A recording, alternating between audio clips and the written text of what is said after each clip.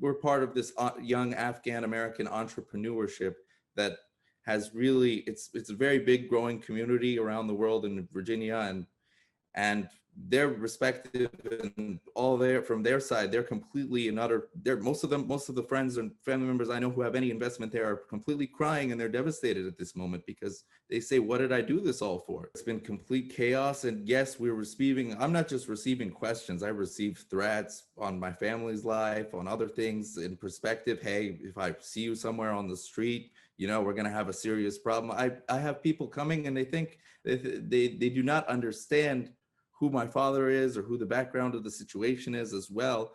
And they do not understand that for the last several years, my father has been one of the strongest opponents of this Afghan government. As sad as it seems, if if the president did not have this stubbornness and did not have this ill-advised mentality of being above others, he would have cut a deal in Qatar several a year ago, or way before that, when the whole government and other towns are telling him to step down and, for lack of better leadership, resign and form, at least leave with a dignified exit and give at least some kind of structure behind. But even that, he could not, his stubbornness could not resign and leave with that kind of exit, which led him to be in a situation where he had to flee the country due to some people telling me, two of his top advisors, Mohib and Fazli, telling him that the Taliban have now entered the palace and you should run. I think people are having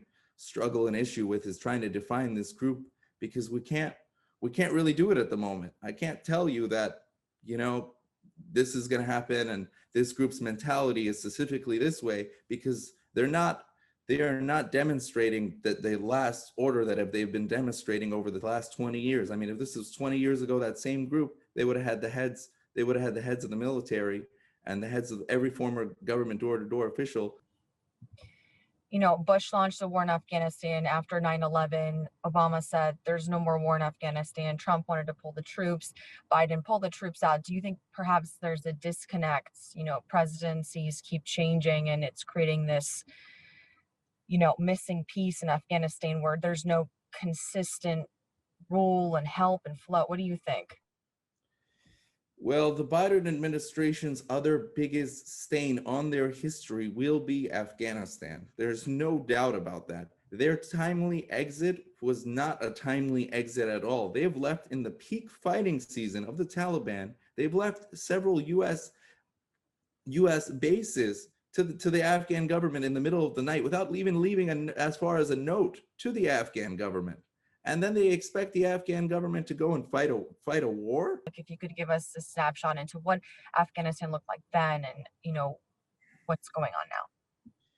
The last time I was in Afghanistan was around 3 years ago, and I'll give you a better example in retrospective. Over this last Valentine's Day, the streets of Kabul were filled with hearts, people holding hands, people going to cafes, but that's just one city. It's just like the president's mentality, that if you have, it does not relate to 20 minutes outside the city where you have Taliban commanders sitting down and running shadow governments. So people in Afghanistan, you don't think their primary goal right now is remove the Taliban? It's like, we want peace. I think peace is at the top of everybody's agenda. I mean, the last 50 years, you know, the war has just been going from one government to the other government, and to this lack of better words, I mean, the own Afghan government officials, half of them, you know, over the past few years, they've pushed ethnic tension. They've made it higher. They've pushed this division. They couldn't even finish it the last 3 years ago, 2.5 years ago, they couldn't even complete a successful election to a transfer of power.